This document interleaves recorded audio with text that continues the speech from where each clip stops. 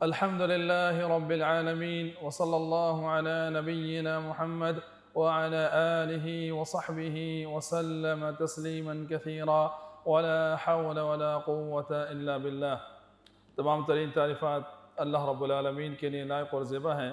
جس رب کائنات نے ہم سب کو خالصتاً اپنی عبادت کے لیے پیدا فرمایا، اپنی تمام ظاہری باطنی نعمتوں سے مالا مال کیا۔ لاکھوں درود و رسول اللہ صلی اللہ علیہ وسلم کی ذات مبارکہ پر، جنہوں نے ہمیں ہر اچھائی اور ہر بھلائی والا راستہ دکھایا اور ہر برائی اور شر والے راستے سے باخبر کیا۔ آج کی صورتحال کے اندر جب سارے لوگ اپنے گھروں کے اندر نماز پڑھ رہے ہیں، تراویح کا اہتمام کر رہے ہیں، ظاہر ہے بہت سارے مسائل انسان کے ذہن کے اندر پیدا ہوتے ہیں، کچھ اشکالات پیدا ہوتے ہیں، کیونکہ یہ پہلی دفعہ ایسا ہو رہا ہے کہ گھروں کے اندر نماز اور تراویح کا اہتمام کیا جا رہا ہے۔ اس لیے کچھ ایسے مسائل ہیں جن کا جاننا بے حد ضروری ہے کہ گھروں کے اندر تراویح کا اہتمام کس طرح کیا جائے۔ لیکن اس سے پہلے یہ بات اپنے ذہن میں رکھیں، نماز تراویح یہ سنت مؤکدہ ہے اہل علم کے ہاں، اور یہ بالاجماع ہے، اس بات کے اوپر اجماع ہے اہل علم کا کہ سنت نماز تراویح سنت مؤکدہ ہے، یعنی پڑھنی چاہیے، اس کو بڑی اہم ہے۔ لیکن اگر کوئی نماز تراویح کے اندر کوئی سستی کرتا ہے، نہیں پڑھ پاتا کسی وجہ سے، تو اس کا مطلب یہ نہیں ہے کہ اس کا روزہ نہیں ہوگا یا اس کا رمضان کے اندر کوئی معاملہ آ جائے گا، ایسا کچھ نہیں ہے۔ ہاں، اجر و ثواب سے محروم ہو جائے گا، فضیلت سے محروم ہو جائے گا۔ اب اس صورتحال کے اندر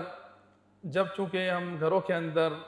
تراویح کا اہتمام کر رہے ہیں، گھروں کے اندر جماعت کر رہے ہیں، تو یہ بھی اپنے ذہن میں رکھنا چاہیے کہ رسول اللہ صلی اللہ علیہ وسلم کی یہ سنت تھی کہ آپ صلی اللہ علیہ وسلم گھر کے اندر ہی زیادہ تر آپ نے نماز تراویح تہجد گھر کے اندر ہی پڑھی ہے۔ 3 دن صرف آپ صلی اللہ علیہ وسلم نے مسجد نبوی کے اندر تراویح کی نماز پڑھی۔ پھر اس کے بعد اس بات کا خدشہ ہوا جب صحابہ کرام بہت زیادہ جمع ہونا شروع ہو گئے، تو چوتھی رات کو رسول اللہ صلی اللہ علیہ وسلم باہر نہیں نکلے، اور اسی ڈر کی وجہ سے کہ ایسا نہ ہو کہ اللہ رب العالمین کو یہ صحابہ کرام کا جمع ہونا پسند آ جائے اور یہ فرض کر دی جائے اور پھر اس کے بعد میری امت یہ نہ کر سکے۔ لیکن یہ بات اپنے ذہن میں رکھیں کہ رسول اللہ صلی اللہ علیہ وسلم نے یہ نماز زیادہ تر اپنے گھر کے اندر ہی ادا کی ہے، اور صحابہ کرام بھی غالباً اپنے گھروں کے اندر ہی ادا کیا کرتے تھے۔ اس کے اندر ایک اور سوال پیدا ہوتا ہے، جب ہم اپنے گھروں کے اندر جب نماز پڑھتے ہیں، کیا نماز عشاء کے فوراً بعد اس کو پڑھ لینی چاہیے؟ بالکل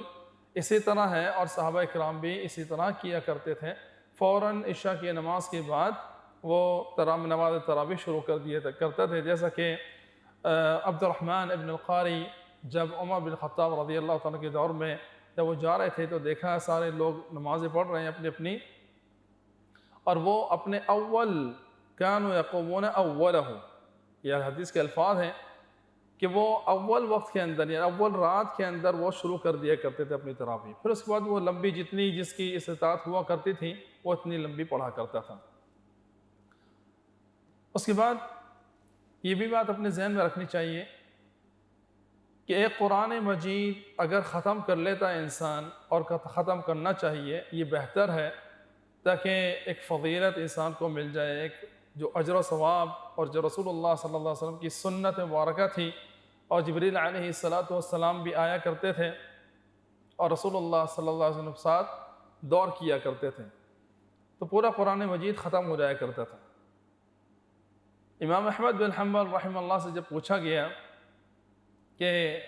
قرآن مجید یعنی 2 ختم کیے جائیں، 1 ختم کیا جائے، تو امام احمد بن حنبل رحمہ اللہ نے فرمایا کہ لوگوں کے اوپر منحصر ہے،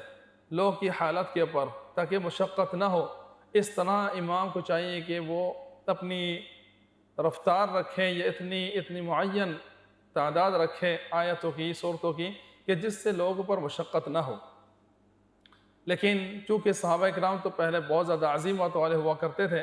تو وہ ایک نہیں بلکہ 2-3 قرآن مجید ختم ہو جایا کرتے تھے، جس طرح کہ عمر بن خطاب رضی اللہ تعالیٰ عنہ نے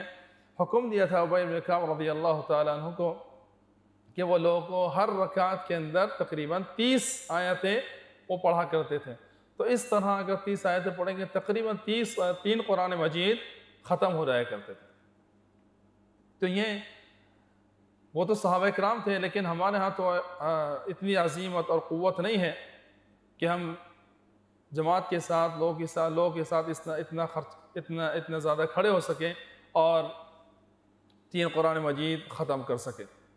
لیکن جتنی استطاعت ہے انسان کم سے کم 1 قرآن مجید تو ختم ہونا ہی چاہیے۔ اس کے بعد یہ بھی اہتمام کرنا چاہیے جو قرآن مجید کا زیادہ گھر کے اندر جاننے والا ہے اس کو آگے کیا جائے، یا والد ہے یا بیٹا ہے، اور جو زیادہ جاننے والا ہے اس کو آگے کر دیا جائے، پھر اس کے بعد وہ امامت کرائے اچھے انداز میں۔ یہ سنت ہے رسول اللہ صلی اللہ علیہ وسلم کی کہ جس کو زیادہ قرآن مجید زیادہ یاد ہے وہ امامت کا زیادہ حقدار ہے۔ دیکھیے اس کے اندر تراویح جو ہے، تراویح اس لیے کہتے ہیں اس کو کیونکہ اس کے اندر آرام کیا جاتا ہے۔ صحابہ کرام کیونکہ اتنی لمبی لمبی رکعتیں پڑھا کرتے تھے کہ 2 رکعت کے بعد یا 4 رکعت کے بعد وہ استراحت کیا کرتے تھے۔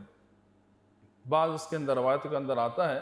کہ اتنی لمبی لمبی قرات ہوا کرتی تھی کہ ان لوگوں کو اپنی سحری فوت ہو جانے کا خدشہ رہا کرتا تھا کہ ایسا نہ ہو کہ ہماری سحری رہ جائے،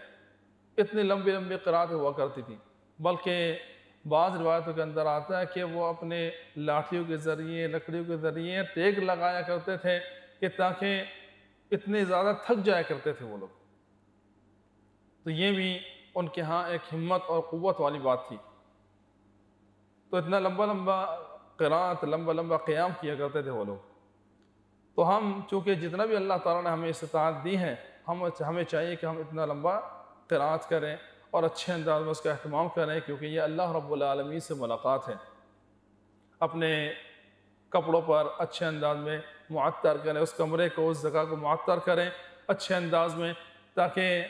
جو فرشتے آئیں گے جب قرآن مجید سنیں گے تو وہ سارے کے سارے حاضر ہو جائیں گے اور اچھا ایک ماحول ہوگا۔ اسی طرح ایک اور چیز،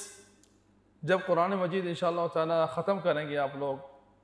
چاہے وہ نماز کے اندر ہو یا نماز سے باہر ہو، تو یہ سنت ہے، صحابہ کرام بھی اس کے پر عمل کیا کرتے تھے کہ جب یہ قرآن مجید ختم ہوتا تو اس وہ اپنے گھر والوں کو، انس بن مالک رضی اللہ تعالیٰ عنہ اپنے گھر والوں کو جمع کر لیا کرتے تھے اور سب کو بلا کر اور پھر اس کے بعد دعا کیا کرتے تھے۔ اس کے بعد دعا کیا کرتے تھے اور سارے کے سارے آمین کہا کرتے تھے۔ تو یہ صحابہ کرام کی سنت ہوا کرتی، بلکہ تابعین، امام مجاہد اور حکم رحمہم اللہ، یہ سارے کے سارے جب قرآن مجید ختم کیا کرتے تو اس کے بعد سب لوگ ایک دوسرے کو بلایا کرتے تھے اور جمع ہوا کرتے تھے، کیونکہ اللہ رب العالمین کی رحمت نازل ہوتی ہے، اللہ تعالیٰ کی برکتیں نازل ہوتی ہیں۔ جب قرآن مجید ختم ہوتا ہے، کوئی بھی کرتا ہے، تو اللہ تعالیٰ کی رحمتیں نازل ہوتی ہیں، اللہ تعالیٰ کی برکت نازل ہوتی ہیں، اس وقت دعا قبول ہوتی ہیں۔ امام بخاری رحمہ اللہ بھی اسی طرح کیا کرتے، جب قرآن مجید ختم کیا کرتے تھے تو اللہ تعالیٰ سے خاص دعائیں کیا کرتے تھے اور کہا کرتے تھے اس وقت اللہ رب العالمین بندے کی دعا قبول فرماتا ہے۔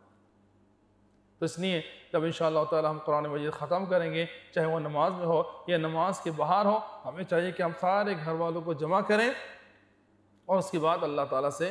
دعا کریں کہ اللہ تعالیٰ ہم سے یہ وبا اور یہ جتنے بھی پریشانیاں ہیں، جو بھی مشکلات ہیں مسلمانوں کے اوپر، اللہ تعالیٰ ہم سب سے اس کو اپنی رحمت سے دور فرما دیں۔ اس طرح اہتمام انسان کو کرنا چاہیے۔ تو یہ ساری چیزیں، وطر بھی اسی طرح، وطر کا بھی اہتمام کرنا چاہیے۔ وطر 3 رکعت بھی ہے اور 1 رکعت بھی ہے، رسول اللہ صلی اللہ علیہ وسلم سے ہر طریقے سے ثابت ہے، جس طرح آپ پڑھنا چاہیں۔ 3 رکعت پڑھنی ہے، 2 رکعت پڑھ کے یہ سلام پھیر دیں یا پھر اس کے بعد کھڑے ہو جائیں بغیر تشہد کے، اور اس کے بعد 3 رکعت پڑھیں گے۔ اس کے اندر قنوت وطر آپ پڑھ بھی سکتے ہیں اور چھوڑ بھی سکتے ہیں، اس کے اندر کوئی حرج کی بات نہیں ہے۔ اور اسی طرح چاہے وہ رکوع سے پہلے قنوت وطر پڑھیں یا پھر رکوع کے بعد پڑھیں، دعائے قنوت یعنی، تو اس کے اندر کوئی حرج نہیں ہے۔ سب طریقے سے صحابہ کرام سے ثابت ہے، تو ہاتھ اٹھا کر کریں یا بغیر ہاتھ اٹھائے دعائیں قنوت پڑھیں، اس کے اندر بھی کوئی حرج کی بات نہیں ہے، ہر طریقے سے ثابت ہے صحابہ کرام سے۔ تو اس طرح جب ہم اپنے گھروں کے اندر اس بات کا اہتمام کریں گے، انشاءاللہ تعالی اللہ تعالی ہم سے راضی ہو جائے گا